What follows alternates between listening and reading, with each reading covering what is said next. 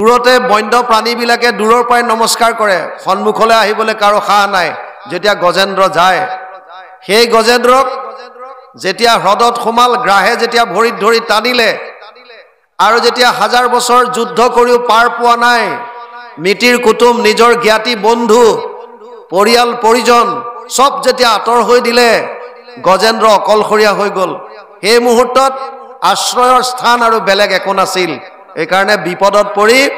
খুৰডালেৰে কাষতে পোৱা পদুম ফুল এপাহকে লৈ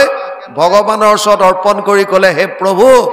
মোক মই তোমাৰ চৰণত শৰণ ললো। ত্ৰাহি হৰি বুলি ঈশ্বৰ কৃষ্ণৰ চৰণত শৰণ ললে, আৰু ভগৱান কৃষ্ণই গৰুণ্ড পক্ষীত আহি সুৰৰ সতি, গ্ৰাহৰ সতি তৰলৈ নামি চক্ৰৰ দ্বাৰা গ্ৰাহৰ মুখ ফালি গজেন্দ্ৰক মুক্তি দিলে। মানে আমাৰো গতি একেই। প্ৰথম অৱস্থাত যেতিয়া ধন, টকা পইচা, ৰাজনীতিৰ পাৱাৰ বা বিভিন্ন ধৰণৰ শাৰীৰিক শক্তি, জ্ঞানৰ শক্তি ইত্যাদি আমাৰ থাকে, তেতিয়ালৈকে আমি ঈশ্বৰৰ নাম নলওঁ। যেতিয়া সববিলাক নাইকিয়া হ'ব, কোনোফালে উপায় নাই, হাহাকাৰ অন্ধকাৰ যেতিয়া সন্মুখত দেখো, তেতিয়া আমিবিলাকে কৃষ্ণৰ নাম লওঁ। সেইকাৰণে ভগৱান কৃষ্ণই কৈছে, এবিধ মানুহ হৈছে আৰ্ত। আৰ্ত মানে বিপদত পৰি ৰাম নাম লোৱা। আৰু এবিধ হৈছে জিজ্ঞাসু, যাৰ জানিবলৈ ইচ্ছা, মই কোন আছিলো, মই কেনেকৈ এই জন্মত কেনেকৈ আহিবলগীয়া হ'ল, মই এতিয়া কি কৰিম, আৰু মোৰ এইটো মৃত্যু হোৱাৰ পাছত মই কলে যাম। যাৰ প্ৰবল জানিবলৈ ইচ্ছা, তেওঁলোকো কৃষ্ণৰ ওচৰত শৰণ লয়। কিয়? কাৰণ কেৱল কৃষ্ণই হৈছে সৰ্বজ্ঞ, বাকী যিমান আছে হয়তো অজ্ঞ নহলে অল্পজ্ঞ। যিমান দেৱ দেৱতাকে ইত্যাদি কৰি ব্ৰহ্মা পৰ্যন্ত যত যিমান আছে, হয়তো অল্পজ্ঞ নহলে অজ্ঞ। সৰ্বজ্ঞ এজনে আছে, সেইজন হৈছে ভগৱান কৃষ্ণ। গতিকে ব্ৰহ্মা আদি কৰিও যত যিমান আছে, ব্ৰহ্মা আদি কৰি জীৱ যত ৰাম ৰাম ৰাম ৰাম ৰাম মায়া সজ্জা মাজে আশ্ৰয় ঘুমতি যায়। ভগৱানৰ মায়াৰ কবলত চব পৰি আছে। গতিকে মায়া মানে অজ্ঞান, অজ্ঞানতাত চব ভুগি আছে, আৰু কেৱল জ্ঞানৰ প্ৰতীক এজনেই, সেইজন হৈছে ভগৱান কৃষ্ণ। তৃতীয়বিধ হৈছে অৰ্থাৰ্থী, ধ্ৰুৱৰ দৰে, যি কেৱল বস্তু বিচাৰিবৰ কাৰণে, ধন টকা পইচা সম্পত্তি পুত্ৰ পৰিবাৰ ইত্যাদি বিচাৰি ভগৱান কৃষ্ণৰ কাষ চাপে, অৰ্থাৰ্থী। আৰু এবিধ হৈছে জ্ঞানী, যোনে গম পালে মানুহৰ জন্ম লৈছো যেতিয়া, ইয়াক সফল কৰাৰ এটাই উপায় আছে, আৰু সেইটোৱে হৈছে কৃষ্ণৰ চৰণত একান্ত শৰণ। মহাপুৰুষ মাধৱদেৱে ঘোষাত কৈছে, হৰিৰ চৰণে শৰণ লৈলো, মানৱী জনম সফল কৰিলো। মানুহৰ জন্ম সফল কৰিব পৰা উপায় কেৱল আৰু কেৱল ঘোষাত মহাপুৰুষ মাধৱদেৱে দিছে যে হৰিৰ চৰণে শৰণ লৈলো, মানৱী জনম সফল কৰিলো। গুৰুজনাই কীৰ্তনত লিখিছে, মনুষ্য শৰীৰ পাই যিটো নৰগণ, নকৰে তোমাৰ যদি শ্ৰৱণ কীৰ্তন, বিফলে জনম গৈলা ভৈলা সৰ্বনাশ, জীৱন্ততে মৰা সিটো ভাতৃৰ নিশ্বাস। যদি আমি মানুহৰ জন্ম পাই শ্ৰৱণ কীৰ্তনে যদি নকৰোঁ, তেতিয়াহ'লে এই লোহাৰ শালত থকা ভাতৃৰ নিশ্বাসৰ দৰে কেৱল শোচ পোচাই থকা হ'ব। উশাহ নিশাটো থাকিব, আমি জীৱন্ত প্ৰাণী হৈও জীৱন্ততে মৰা যেন আমাৰ আচৰণ হ'ব। ইয়াত এতিয়া যেতিয়া ক'লে যে কৃষ্ণই পৰম গতি, কৃষ্ণতে আমি শ্ৰৱণ কীৰ্তন কৰিব লাগিব, এতিয়া ইয়াত কৈছে শুকমুনিয়ে, পৰম ঈশ্বৰ কৃষ্ণ দেৱ নাৰায়ণ, তান মহাভক্তি তু শ্ৰৱণ কীৰ্তন, ইহাক নজানি আন কৰ্ম কৰি মৰো, কৈও কৃষ্ণ কথা সুত যেন মতে তৰ। এই সুতমুনি, কৃষ্ণক পাবৰ কাৰণে পৰম সুগম পথ হৈছে দুটা। যদ্যপি ভকতি নৱবিধ মাধৱৰ, শ্ৰৱণ কীৰ্তন আত হন্ত শ্ৰেষ্ঠতৰ। শ্ৰৱণ কীৰ্তন, ইয়াক নাজানি আমি অন্য কৰ্ম কৰি মৰো। অন্য কৰ্ম কোনবিলাক? বৈকুণ্ঠ পয়ানৰ প্ৰাক মুহূৰ্তত উদ্ধৱে ভগৱান কৃষ্ণক প্ৰশ্ন কৰিছিল, তদ বিয়োগেন তে ভক্তম কথম স্থাস্যন্তি ভূতলে, নিৰ্গুণ উপাসনে কষ্টম অত কিঞ্চিত বিচাৰায়। পদ্মপুৰাণ উত্তৰখণ্ড ভাগৱত মহাত্ম্য 3য় অধ্যায় 59 নম্বৰ শ্লোক। উদ্ধৱে সুধিছিল হে প্ৰভু নাৰায়ণ তুমি কৈছা মই বৈকুণ্ঠলৈ গুচি যাম তুমি বৈকুণ্ঠলৈ গুচি গলে তোমাৰ ভক্তসকলে কি কৰিব নিৰ্গুণ নিৰাকাৰ ব্ৰহ্মক কেনেকৈ উপাসনা কৰিব গতিকে ভক্তসকলে অৱলম্বন কৰিব পৰা সহজ সৰল কিবা মাৰ্গ এটা আমাক দি যোৱা আৰু তেতিয়া ইতি উদ্ধৱ বাচ শ্ৰুত্বা প্ৰভাসে চিন্তয়দ হৰি ভক্ত অৱলম্বনাर्थाय কিম বিধেয়ম ময়েতি চ পদ্ম পুৰাণ উত্তৰখণ্ড ভাগৱত মহাত্ম্য ৩য় অধ্যায় ৬০ নম্বৰ শ্লোক উদ্ধৱৰ কথাখিনি শুনি প্ৰভাস ক্ষেত্ৰত ভগৱান কৃষ্ণই চিন্তা কৰিলে ভকতসকলে অৱলম্বন কৰিব পৰাকৈ কি মাৰ্গ দি যাম তাৰ পাছত তেওঁ উপায় বিচাৰি পালে স্বকীয়ম যত ভবে তেজতচ্চ ভগৱতে অদাধ্যাত তিৰুধায় প্ৰবিষ্টয়ম শ্ৰীমদ ভাগৱতৰ নৱম পদ্ম পুৰাণ উত্তৰখণ্ড ভাগৱত মহাত্ম্য ৩য় অধ্যায় ৬১ নম্বৰ শ্লোক ভগৱান কৃষ্ণই ক'লে যে হে উদ্ধৱ মই মোৰ সমস্ত বল বীৰ্য মোৰ শক্তি মোৰ ক'বলগীয়া সমস্ত কথা আৰু উপদেশ মই ভাগৱত মহাসাগৰৰ মাজত বিলীন কৰি দিম আৰু লগে লগে ঘোষণা দিলে তেনেয়ম বাংময় মূৰ্তি প্ৰত্যক্ষ বৰ্ততে হৰি সেৱাত শ্ৰৱণাত পথত দৰ্শনাত পাপনাশিনী পদ্ম পুৰাণ উত্তৰখণ্ড ভাগৱত মহাত্ম্য ৩য় অধ্যায় ৬২ নম্বৰ শ্লোক আৰু উদ্ধৱক ক'লে হে উদ্ধৱ মোক পাবৰ কাৰণে ৩টা মাৰ্গ আছে যোগ ত্ৰয়ময়ী প্ৰোক্তা নৰনম শ্ৰেয় বিধিচ্ছয় জ্ঞানম কৰ্মম চ ভক্তিম চ না উপায় অন্য অস্তি কুত্ৰাচিত ১১-২০-৬ একাদশ স্কন্ধ ২০ অধ্যায় ৬ নম্বৰ শ্লোক হে উদ্ধৱ মোক পাবৰ কাৰণে ৩টা মাৰ্গ আছে কি ৩টা এটা হৈছে কৰ্ম মাৰ্গ য'ত যাগ যজ্ঞ পূজা পাতল ইত্যাদি বিলাক আছে এটা হৈছে জ্ঞান মাৰ্গ য'ত নিৰ্গুণ নিৰাকাৰ ব্ৰহ্মক ধ্যান ধাৰণা সমাধিৰ দ্বাৰা পাব পাৰে আৰু এটা ভক্তি মাৰ্গ ভক্তি মাৰ্গত কি আছে সমস্ত ভূতত ব্যাপী আছো মই হৰি সবাকো মানিবা তুমি বিষ্ণু বুদ্ধি কৰি সকলো জীৱত ভগৱান কৃষ্ণ বিৰাজমান আছে এই সত্যটো উপলব্ধি কৰি সমস্ত প্ৰাণীৰ প্ৰতি প্ৰেম ভাৱ ভগৱান কৃষ্ণত একান্ত শৰণ আৰু তেওঁৰ লীলাসমূহ শ্ৰৱণ কীৰ্তনৰ দ্বাৰাই আমি পৰম গতি লাভ কৰিব পাৰোঁ যদি উদ্ধৱক ৩টা মাৰ্গ দিলে সিদ্ধান্ত দিছে এটা জ্ঞান কৰ্ম ভকতি কহিলো কৰি ভেদ ভকতি পৰম পন্থ দিলো পৰিচ্ছেদ হে উদ্ধৱ মই তোমাক ৩টা মাৰ্গ যদিও দিছো মোৰ সিদ্ধান্ত কিন্তু এটা এটো হৈছে ভক্তি কিয় কৰ্ম মাৰ্গ আৰু জ্ঞান মাৰ্গত কি আছে তেতিয়া হলে এফালে গীতাত অৰ্জুনক কৈছে সমোহম সৰ্বভূতেষু নামে দেশ অস্তি না প্ৰিয় নৱম অধ্যায় ২৯ নম্বৰ শ্লোক গীতা হে অৰ্জুন মই সকলোৰে প্ৰতি সমান কাৰো প্ৰতি মোৰ বেয়া ভাৱ নাই সমোহম সৰ্বভূতেষু সমস্ত প্ৰাণীৰ প্ৰতি মোৰ সমভাৱ কোনো মোৰ কাৰণে প্ৰিয় নহয় আৰু কোনো মোৰ কাৰণে শত্ৰু নহয় সব সমান যদি সব সমান হয় তেতিয়া হলে ৩টা মাৰ্গৰ ভিতৰত 2টা মাৰ্গ সাইড কৰি ভক্তি মাৰ্গটোক শ্ৰেষ্ঠ বুলি কিয় ক'লা ভগৱান কৃষ্ণই তেতিয়ালে 2টা মাৰ্গ কি বেয়া পায় নেকি নহয় তাৰ আগতে বুজি লওক ভগৱান কৃষ্ণৰ লগত আমাৰ সম্বন্ধ কি গীতাত কৈছে পিতাহমস্য জগতো মাতা ধাতা পিতামহ বেদ্যম পবিত্ৰ ওংকাৰ ঋক সাম যজুৰে বচ নৱম অধ্যায় 17 নম্বৰ শ্লোক গীতা অৰ্জুনক কৈছে হে অৰ্জুন মই সমস্ত জগতৰে পিতা মাতা ময়ে পিতামহ ময়ে বেদৰ ওংকাৰ আৰু ময়ে ঋক সাম যজুৰ্বেদ ময়ে তাৰ মানে আমি তেওঁৰ সন্তান তেওঁৰ আমাৰ পিতৃ এনেকুৱা কোন পিতৃ আছে যিজনে নিজৰ সন্তানৰ অহিত চিন্তা কৰিব কোন এনেকুৱা বাপেক মাক আছে যোনে নিজৰ সন্তানৰ বেয়া হোৱাটো বিচাৰিব কেতিয়াও নিবিচাৰে তেতিয়াহলে তেওঁ কৰ্ম মাৰ্গ আৰু জ্ঞান মাৰ্গ কিয় সাইড কৰি ভক্তি মাৰ্গক গুৰুত্ব দিলে বুজি লওক কৰ্ম মাৰ্গ য'ত যাগ যজ্ঞ পূজা পাতলৰ দ্বাৰা ঈশ্বৰ কৃষ্ণক পাব পাৰি উদ্ধৱক কৈছে হে উদ্ধৱ কৰ্ম মাৰ্গত মোৰ কোনো আপত্তি নাই যদি মন্ত্ৰশৈচ পৰিজ্ঞাতম কৰ্মসুধীৰ মদৰ্পণম ধৰ্ম সম্পদতে ষডভি অধৰ্মস্য বিপৰ্যয় 11 21 15 একাদশ স্কন্ধ 21 অধ্যায় 15 নম্বৰ শ্লোক তাত কৈছে হে উদ্ধৱ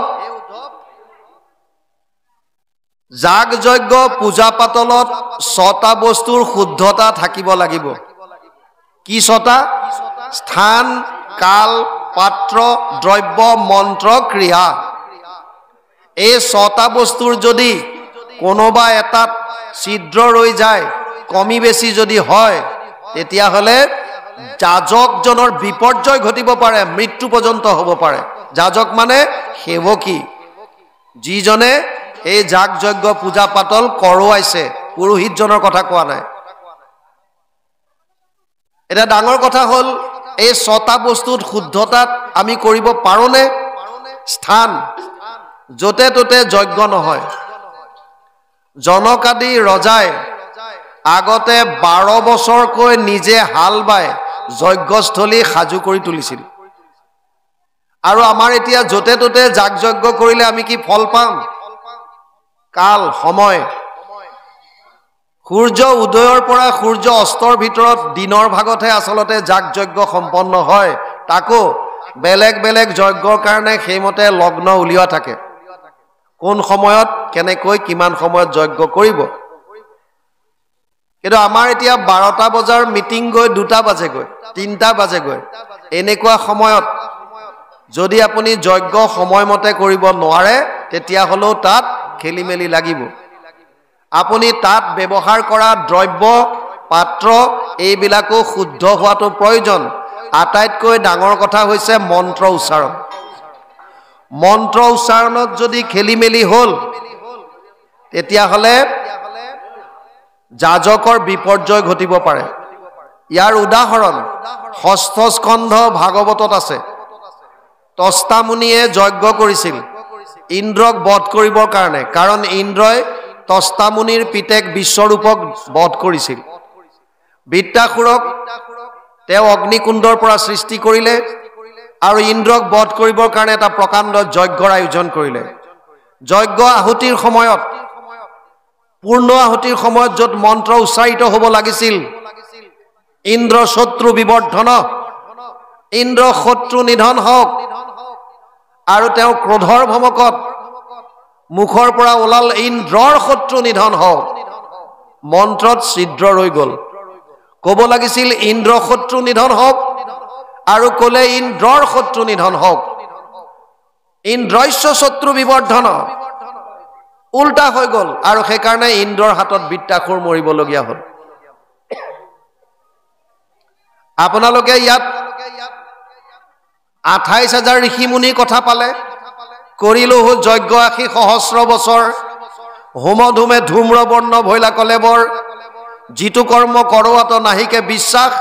আপোনাৰ আয়ুষ কৰিলো ব্যৰ্থে নাশ ভাগৱতত এইমাত্ৰ পালে তাৰ মানে তেওঁলোক বেদজ্ঞ 28 সহস্ৰ ঋষি বেদত প্ৰধান বেদজ্ঞ সকলেও যজ্ঞ 1000 বছৰ কৰাৰ পাছতো মনোবাঞ্ছিত ফল তেওঁলোকে পাব পৰা নাই তাকো দাপৰৰ শেষত কলি যুগত আৰু কেনেকৈ পাব সেইকাৰণে কৰ্ম মাৰ্গটো সাইড কৰিলে জ্ঞান মাৰ্গত কি সমস্যা আছে জ্ঞান মাৰ্গত হৈছে বিশেষভাৱে নিৰ্গুণ নিৰাকাৰ ব্ৰহ্মক উপাসনা কৰে তাৰ কাৰণে 4টা বস্তুৰ একেবাৰে প্ৰয়োজন শান্ত দান্ত তিতিক্ষা উপ্ৰতি শান্ত মানে মনৰ ওপৰত সংযম দান্ত মানে দম দম মানে ইন্দ্ৰিয়ৰ দমন তিতিক্ষা মানে সহনশীলতা গুণ আৰু উপ্ৰতি মানে বিষয়ৰ পৰা উঠিব পৰা 4টা কোৱালিটি যাৰ আছে তেওঁলোক জ্ঞান মাৰ্গৰ কাৰণে অধিকাৰী হয় অধিকাৰী মানে তেওঁলোকে জ্ঞান মাৰ্গত আগবাঢ়িব পৰা হয় এডমিশন লবলৈ সক্ষম হয় কিন্তু ইয়াত কোনো গ্যাৰান্টি নাই যে তেওঁলোক সফল হ'ব আপোনালোকে জানিছে আমাক কৈছিলে মই এছএছবিত আছিলো এসিস্ট্যান্ট কমান্ডেন্ট হিচাপে মই 92ত এছএছবিত জয়েন কৰিছিলোঁ জম্মু কাশ্মীৰত আমাৰ 93ত এটা ট্ৰেইনিং হৈছিল 93ত আমাৰ ট্ৰেইনিঙত কিছুদিন জংঘলত থাকিব লাগে জংঘল এক্সাৰসাইজ বুলি কয় থিওৰি ক্লাছ আগতে শিকায় জংঘলত কি খাব পাৰি কি খাব নোৱাৰি এইবিলাক ভাল ধৰণে ট্ৰেইনিং দিয়াৰ পাছত জংঘলত এৰি দিয়ে কেদিনমান জংঘলত আমি থাকিব লাগে জংঘলত ঘূৰি ফুৰোতে জম্মু কাশ্মীৰৰ এখন জংঘলত এটা গুহা সন্মুখত এজন বুঢ়া মানুহ লগ পাইছিলোঁ আৰু বুঢ়া মানুহজনক পাই পেলাই সুধিছিলোঁ যে আপুনি এই জংঘলৰ মাজত গুহাটোৰ সন্মুখত কি কৰি আছে মানুহজনে আমাক ক'লে যে এই গুহাটোত এজন ঋষিয়ে 12 বছৰ ধৰি তপস্যা কৰিছিল তেওঁ বহুতো সিদ্ধি লাভ কৰিলে কিন্তু সমাধিত ব্ৰহ্মক পোৱাৰ ঠিক প্ৰাক মুহূৰ্তত এজনী ছোৱালীৰ সংস্পৰ্শত আহিল আৰু তেওঁৰ সমস্ত তপস্যা ভংগ হৈ গ'ল লুডু খেলত সাপ আৰু জখলাৰ খেল আপোনালোকে যদি কোনোবাই আগতে খেলা মনত আছে ইয়াত জখলাত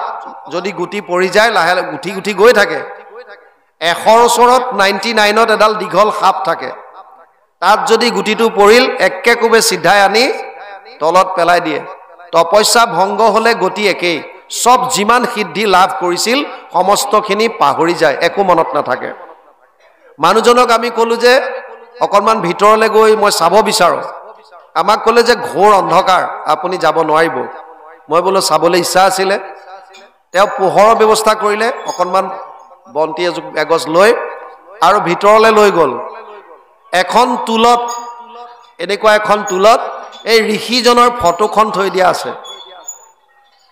আৰু আমাক চিনাকি কৰাই দিলে এইজনে সেইজন ঋষি যিজনে 12 বছৰ তপস্যা কৰিও সফল হ'ব নোৱাৰিলে আমি চাই মেলি ওলাই আহিলো জংঘল এক্সাৰসাইজ শেষ হোৱাৰ পাছত যেতিয়া বাহিৰলৈ আহিলো ওচৰৰ গাঁও এখনত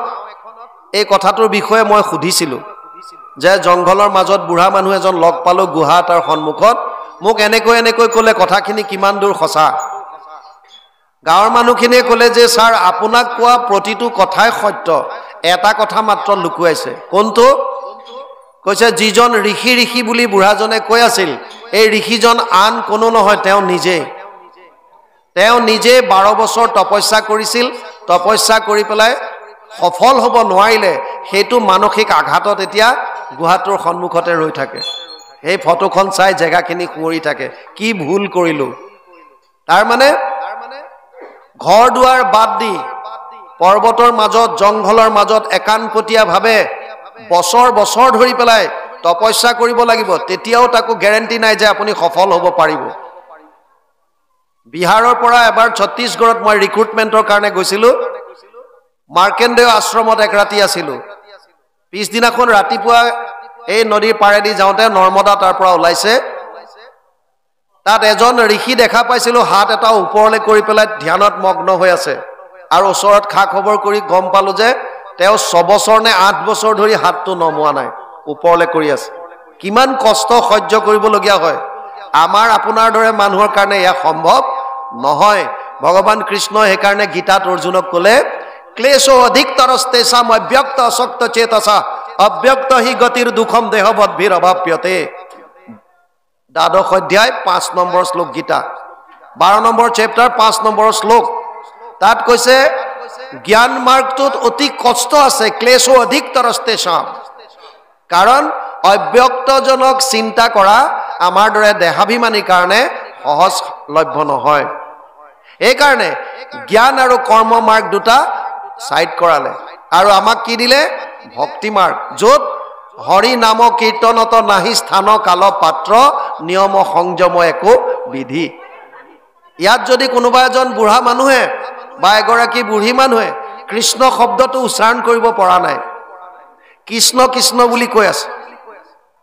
ক'ব লাগে কি বুলি কৃষ্ণ কত ৰিকাৰ কৈ আছে কি কত হৰ্ষইকাৰ কৃষ্ণ ভগৱানে কৈছে মই তাতো দোষ নধৰো কিয় মই হে ভকতজনৰ হৃদয়ৰ ভাৱটো বুজি পাইছো কি ক'ব বিচাৰিছে মই জানো ভাৱগ্ৰাহী জনাৰ্দন এখন গাঁৱত এটা গৰু ৰখিয়া লৰা আছিলে গোটেই গাঁৱৰ গৰুখিনি চৰাই আপোনালোকৰ ইয়াত এফালে আজিকালি গৰু ৰাখেনে নাই নাজানো ঘৰত আমাৰ ফালে কিন্তু আগৰ দৰে গাঁওবিলাক নাইকিয়া হ'ল আমি সৰুতে থাকোতে প্ৰত্যেকৰ ঘৰত মিনিমাম 8-9টা গৰু থাকে এহাল বলদ গৰু হাল বাবৰ কাৰণে দুজনীমান গাই প্ৰত্যেক ঘৰত থাকে আজিকালি সেইবিলাক নাই এতিয়া তেনেকৈ পাল চৰাবলৈ যোৱা বা সন্ধিয়া গৰু লৈ আহোতে তাৰ ধুলিৰ গোন্ধ যিটো নাকত লাগে সেই বস্তুটো আপোনালোকে জ্যেষ্ঠসকলে পাইছে এতিয়াৰ ল'ৰা ছোৱালীয়ে হয়তো সেইটো সুখ আৰু পোৱা নাই সেইটো অনুভৱো হয়তো তেওঁলোকৰ নাই তেওঁলোকে ইমানখিনি বুজিব নোৱাৰিব এতিয়া সেইবিলাক তেওঁলোকে গম নাপাব গৰুখিনি লৈ আহোতে তাৰ ধুলিখিনি উৰাৰ পাছত সেই ধুলিৰ যিটো গোন্ধ নাকত লাগিলে যিটো আমেজ আছে সেইটো সুখটো বৰ্তমানৰ ল'ৰা ছোৱালীয়ে হেয়া উপভোগ কৰিব পৰা নাই কাৰণ গৰু তেনেকে নাই এই গাঁওখনত এজন গৰখীয়া আছিলে গোটেই গাঁৱৰ গৰু সি চৰাই মানুহখিনিয়ে মিটিং কৰি সিদ্ধান্ত কৰিছিল যে ইয়াৰ খোৱা বোৱাৰ খৰচ আমি সকলোৱে দিম এইকাৰণে প্ৰত্যেক দিনা সি সবৰে গৰু লৈ যায় আৰু তেনেকৈ চৰাই মেলি সন্ধিয়া ঘৰে ঘৰে সোমাই দি তাৰ ঘৰলৈ যায় আৰু খোৱা বোৱাৰ দায়িত্ব গাঁৱৰ মানুহে লয় এদিন ই গৰু চৰাই থাকোতে কাষেদি যোৱা ৰাস্তাটোৱেদি কেইজনমান ভকত দেখা পালে একদম ধুনীয়া বগা বগা বস্ত্ৰ পৰিধান কৰি কেইজনমান ভকত আগবাঢ়িছে ল'ৰাজনৰ মনত কিবা এটা ভাব হ'ল তেওঁ ভাবিলে এই কেইজন নিশ্চয় ভগৱানৰ লগত সম্পৰ্ক থকা মানুহ ভকত যেতিয়া গতিকে ময়ো এওঁলোকৰ পৰা কিবা এটা মন্ত্ৰ শিকি লওঁ ঈশ্বৰৰ আৰাধনা ময়ো কৰিম মনলৈ ভাব আহিল আৰু গৰখীয়াজন দৌৰি দৌৰি ভকত কেইজনক লগ কৰি পেলাই ভৰিত দীঘল দি পৰিল আৰু ক'লে হে প্ৰভু ঈশ্বৰ আমি গম পাইছো আপোনাক প্ৰভু ভগৱন্তৰ একেবাৰে মৰমৰ মই আপোনালোকক এটাই অনুৰোধ কৰিছো মোক এটা মন্ত্ৰ শিকাই থৈ যাওক ময়ো ঈশ্বৰ আৰাধনা কৰিম এটা কথা মানুহে কথা নকোৱালৈকে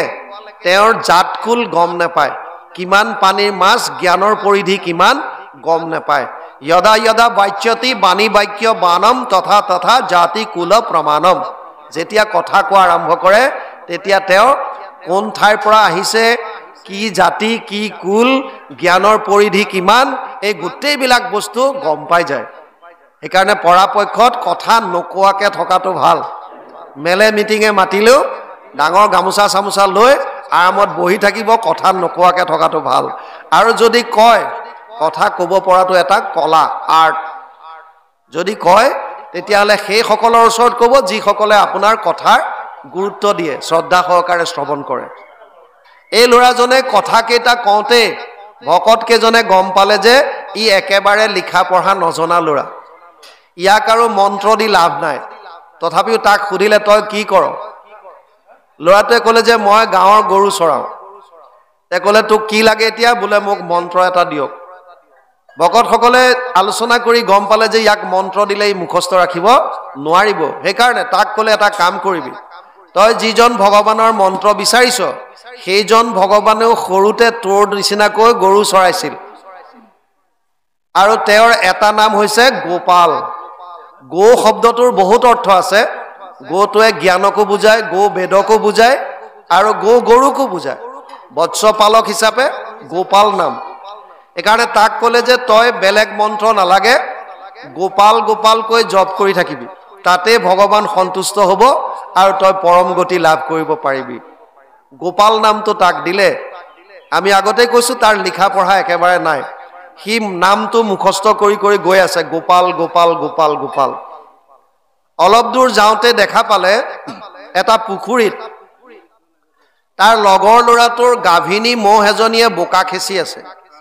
মহজনীৰ ওভাৰখন বিৰাট ডাঙৰ ই গম পালে যে এই ওভাৰখনৰ পৰাটো কমসে কম মহজনীয়ে 20 লিটাৰ 25 লিটাৰ মান গাখীৰ দিব আৰু এই মহজনী অমুকৰ ঘৰৰ এই চিন্তা কৰি থাকোতে তাৰ কি নাম দিছিলে হি পাহৰি থাকিল যাৰ যিটো চিন্তা সদায় থাকে সেই তাত সদায় আসক্ত হয় মন বুদ্ধি এই বস্তুটোৰ প্ৰতি আসক্ত হৈ যায় অ্যাটাচমেন্ট হৈ যায় ই এতিয়া মহজনীৰ কথা চিন্তা কৰি থাকোতে থাকোতে ভকত সকলে দিয়া নামটো পাহৰিলে তেনেকুৱাতে যিজনীৰ মহ সেই গৰখীয়াটো আহি মহজনীলে চাই ক'লে এই বোকাত শুনি কি গপকু কৰি আছ ওলা বাহিৰলৈ গপকু বুলি ক'লে গপকু মানে গপ মাৰি আছ কি তই তাত সোমাই গপ মাৰি আছ ক'ব বিচাৰিছিল তেনেকৈ মুখৰ পৰা ওলাল এই কি গপকু কৰি আছ ওলা গপকু শব্দটো শুনাৰ লগে লগে ই ভাবিলে মোক এই নামটোৱে দিছিল গোপাল গৈ কি হৈ গ'ল গপকু কিন্তু ভাৱত কি আছে ভগৱান কৃষ্ণ ভাৱত আছে সেইজন ঈশ্বৰ যিজনে সৰুতে গৰু চৰাইছিল বুলি ক'লে কিন্তু উচ্চাৰণ কি হৈ আছে এতিয়া গপকু মই এটা কথা ক'ব বিচাৰি আছো হৰি নামত আপোনালোকৰ যদি উচ্চাৰণ ভুল হয় তাতো প্ৰভু ভগৱন্তই কোনো ধৰণৰ দোষ নধৰে